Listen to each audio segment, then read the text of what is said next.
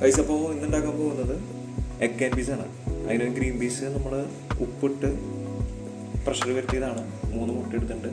തക്കാളി, വേപ്പില, ഇഞ്ചി, പച്ചമുളക്, സവോള, പിന്നെ മഞ്ഞൾപ്പൊടി, കുരുമുളക് പൊടി, മുളക് പൊടി, പിന്നെ ലേശം ഗരം മസാല. ഓക്കെ, അപ്പോൾ പരിപാടി സ്റ്റാർട്ട് ചെയ്യും.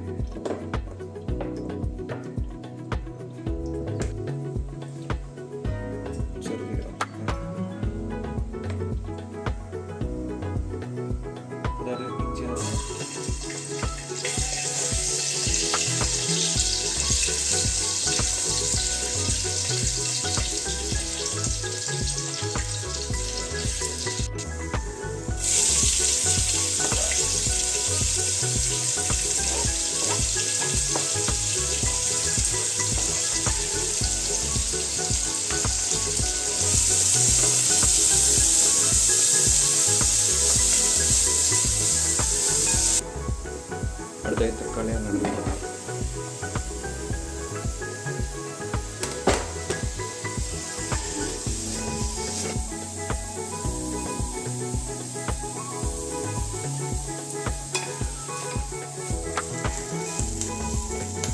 നമുക്ക് പൊടിയിലിട്ട് പോകാം.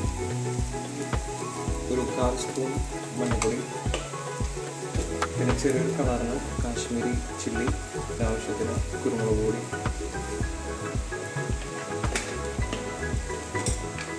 ലേശം ഗരം മസാല,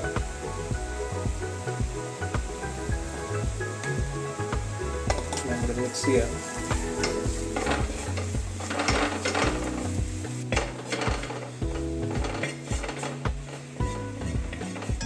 മൂന്ന് മുട്ടയാണ് നമ്മൾ ഇതിന് ഇട്ടിരിക്കുന്നത്. സെൻട്രൽ പോർഷനിൽ കൊടുക്കുക.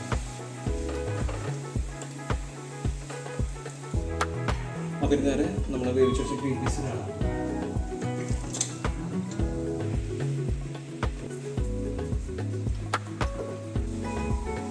അപ്പോൾ എല്ലാം കഴിഞ്ഞിരിക്കുകയാണ്. ഒരു ഫൈനൽ ഔട്ട്ലുക്ക് ഇങ്ങനെ ഇരിക്കും. നമ്മളൊന്ന് ഗാർണിഷ് ചെയ്യാനായിട്ട് കുറച്ച് മല്ലിയിലയും കൂടി ഒന്ന് വിതറുന്നുണ്ട്. അതുപോലെ തന്നെ കുറച്ച് വെളിച്ചെണ്ണയും കൂടി ഒന്ന് ഫൈനലായിട്ട് ഡീൽ ചെയ്യുന്നുണ്ട്.